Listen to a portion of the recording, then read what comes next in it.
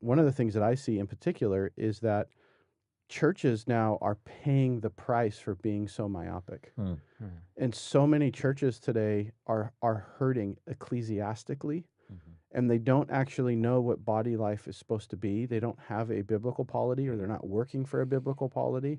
And so the ramifications are, because that was so de-emphasized, the health of the church seems to not be that great, at least among the churches that were birthed during that time.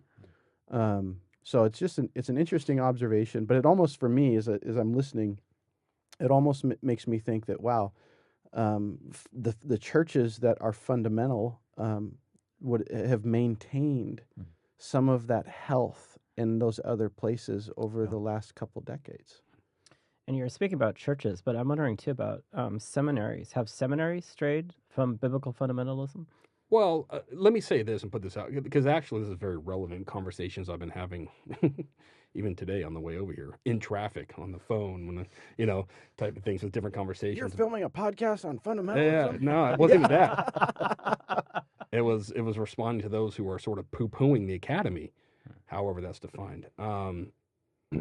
Yeah, I want to say this. There is an alarming statistic out there, and I can't remember the source, but I'm going to go ahead and assume that it's true. And even if it's not to this extent, just even add some more points on it, it's still a remarkable statistic, and it's this, that 95% of pastors globally, 95% of pastors globally are not seminary trained. That means only 5% of those who are working as pastors around the world have some type of formal theological education. Now, think of how much bad theology is out there. Yeah. And it's so easy to put a target on the academic. Oh, they've gone liberal. There's a liberal drift. They're the problem. We are blessed in this country to have so many schools, and we're so ethnocentric that way. We think out of this, our American eyes, this is how Christianity is globally. It's not. You go around the world, there's not schools as many as there are in America. So we can kind of be, it taints the way we look outside the United States, thinking that there's all these schools and seminaries available to everybody, and there's not. The majority of them are outside the United States, and the majority of pastors that are teaching and preaching have not been formally trained, and there's a lot of bad theology. Has there been some bad theology from seminaries? Absolutely. There are several that have gone apostate. Richard mentioned one just earlier, and there are others on the West Coast. I mean, I saw a promo for Union Theological Seminary that actually broke my heart, and it was scary. You're watching professors in their promo video to get students there. This is a classic and traditional seminary. Dietrich Bonhoeffer, actually, when he came to New York, was part of the faculty there for just a very short time. I mean, it has a long heritage. Now, the recent clip that I saw was a couple of years ago, their professors are literally bowing down to statues, showing how inclusive they are. Wow. I mean, you're looking at this going, wow, it's almost like Ezekiel, the glory of the Lord has left the temple. Yeah. And the priests now are just worshiping everything else. I mean, it's scary. So there are those seminaries in the United States that have gone apostate, or maybe they always were to begin with. That said, there is such a strong academic, biblical fundamentalist voice within seminaries and Bible colleges and Christian universities here in the United States that unfortunately get thrown into the trash can, with all with this idea that all Christian seminaries have gone liberal or apostate. Many of them have, many of them are not, and they're holding the line. I'm very honored to be part of one Southern California seminary, but there are many. I'm over here, master seminaries up the road.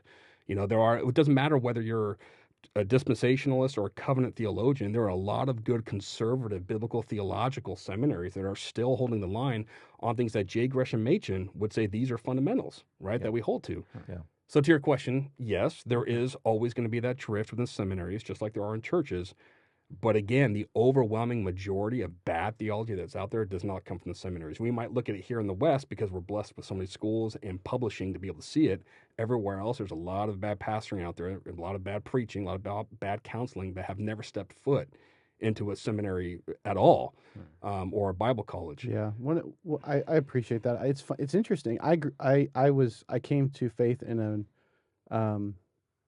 a group that definitely frowned upon education, and it's interesting. I'm hearing a resurgence of that right now, and I've had conversations with similar people, and I always say that for me, what I've appreciated about my seminary education and getting formal training is that it refines me Mhm. and it forces me to read and think about things that I wouldn't have ever thought about on my own. That's right. And that just helps my church Yeah. because it makes me think deeper. It makes me think broader. It's not harmed my commitment to Scripture. If anything, it's reinforced it. It's sharpened it. So I appreciate that, Corey, and I would agree with you. I think the academy takes a lot of flack. They do. But you're right. The majority of false teachers out there are local church pastors. And, you know, and who need to be trained in a correct hermeneutic and correct theology. They need to have intensive training, separate apart, so they're not distracted by what else is going on, so they can devote so many hours of the week in a formal setting. Well, both. You know, not to cut you off No, before go I ahead. forget the thought. There was. Happens. This is what happens, right? It's like a roller coaster. Yeah. It shouldn't be called the Pastor Scholar Podcast. It should be called the Roller Coaster Podcast. Pastor Scholar roller coaster. Yeah. Good grief! I And he already forgot. forgot. Sorry, that was my exactly. fault. This is exactly, and this was intentional. This man does this all the time. Just to, Well, no, what I was here it go is. ahead. What I was going to say. There has been, and what I mentioned, the conversations on my way over here. Ironically enough, we're on this very thing. There's this idea of just read books. Just read books, and you don't need to waste your time in seminary. And I shoot back and I say, do you know how many books you read are written by academics with PhDs? All those books you think you're getting an education on your own were written by academics, right? And so they're borrowing on capital and on knowledge by the academic who was trained in seminary, who teaches at a seminary. So you can't just say just read books. Of course, read books, but one of the greatest benefits of being a seminary professor, and those of us who have gone to Bible college and seminary can attest to this, the books that you get assigned by your professor, you would never know even existed unless they were assigned to you to read.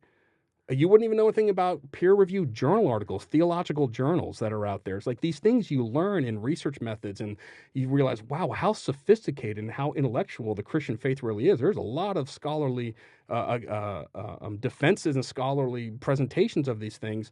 You get introduced to that in the academy, and you know what? It's really, if you're staying grounded in a local church, under expository preaching and understanding the Scriptures authoritative, then you don't have to worry about this drift if it happens around you. You got your flag planted in the fundamentals of the faith.